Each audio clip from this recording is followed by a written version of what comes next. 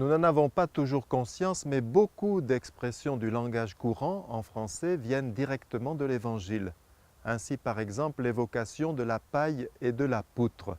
C'est Jésus qui a dit « Qu'as-tu à regarder la paille qui est dans l'œil de ton frère, alors que la poutre qui est dans le tien, tu ne la vois pas ?» Mais en disant cela, il ne fait pas que nous donner la leçon. Il nous aide encore une fois à progresser. Dans le psaume 19, au verset 3, il y a écrit que tous nous souffrons d'un mal secret, c'est-à-dire un mal dont nous n'avons pas conscience. Et le Seigneur nous a donné comme une astuce pour le découvrir.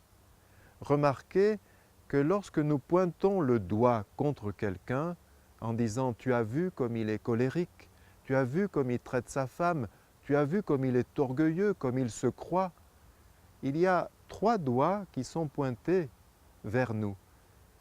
Cela signifie que cette manie qui nous agace chez l'autre, ce défaut que nous avons repéré, en fait, c'est nous qui en souffrons à la puissance 3. Mais nous n'en avons pas vraiment conscience. Le Seigneur nous dit que l'autre fonctionne en quelque sorte comme un miroir qui nous renvoie nos propres fragilités, nos propres limites, nos propres défauts. Alors, comment s'en sortir? Eh bien, déjà en prenant conscience de ce principe du doigt pointé, en se disant qu'il y a anguille sous roche si nous sommes agacés par un défaut ou par telle parole. C'est peut-être à nous que nous le reprochons, que nous la reprochons cette parole. Et puis peut-être aussi par cette merveilleuse histoire juive. On raconte qu'il fut un temps en Russie où certains villages étaient entièrement juifs. Et dans ce village, il vint un jour où on perdit le rabbin de façon assez inopinée, sans qu'on ait prévu vraiment son remplacement.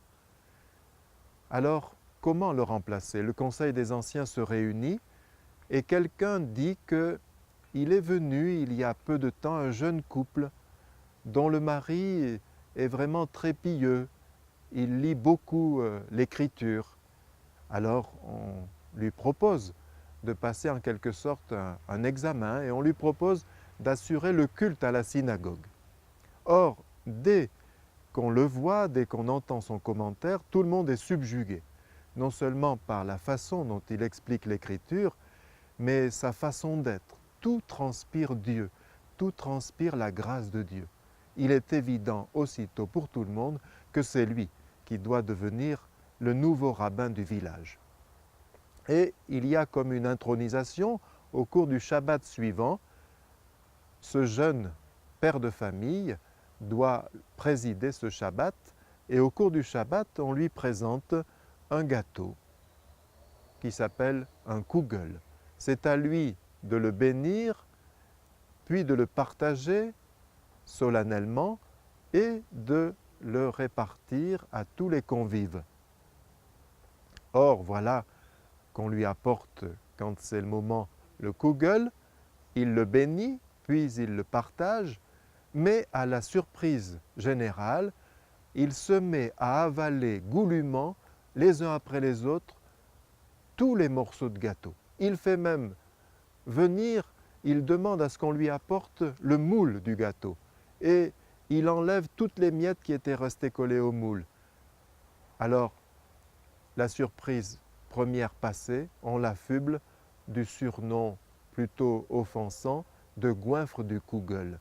Et il va rester comme ça toute sa vie avec ce surnom sur le dos, le goinfre du kugel. Bien sûr, on le garde parce qu'il faut bien quelqu'un pour assurer les mariages, pour assurer les circoncisions, pour assurer le culte, mais sa parole a moins d'incidence qu'elle aurait pu en avoir. Puis un jour, cet homme meurt, rassasié d'années, comme dit la Bible.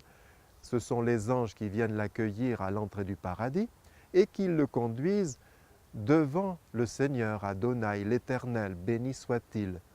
Devant le Seigneur, il y a une immense balance et les anges prennent les mauvaises actions de cet homme et les mettent sur un plateau qui se met à descendre, ce qui n'étonne personne parce que, je ne vous ai pas dit, mais retentit encore dans le ciel ce surnom, le goinfre du Kugel, le goinfre du Kugel, comme si même les anges le prononçaient.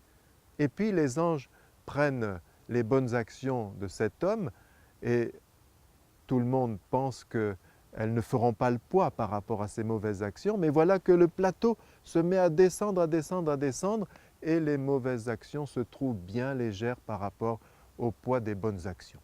C'est finalement le Seigneur, Adonai, l'Éternel, béni soit-il, qui donne l'explication. Le soir où on lui a apporté le Kugel, ce jeune rabbin a immédiatement compris le drame qui se jouait. La jeune maman, cuisinière, qui l'avait préparé, qui élevait seule ses 3 enfants, dans sa précipitation ou dans un moment peut-être de dépression, s'était trompée de flacon et au lieu de mettre le bon parfum, le bon arôme de vanille, avait mis du gasoil pour parfumer le Kugel. Et cet homme avait fait disparaître toutes les traces de l'erreur de cette jeune cuisinière pour qu'elle ne soit pas renvoyée.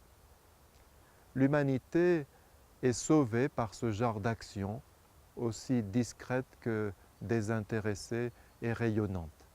Cela me fait penser à la réflexion d'un vieil ami prêtre qui, dès qu'on commençait à table de parler de quelqu'un en mal, il nous disait aussitôt les 4 lettres OPPS. OPPS, on ne peut pas savoir. On ne peut pas savoir.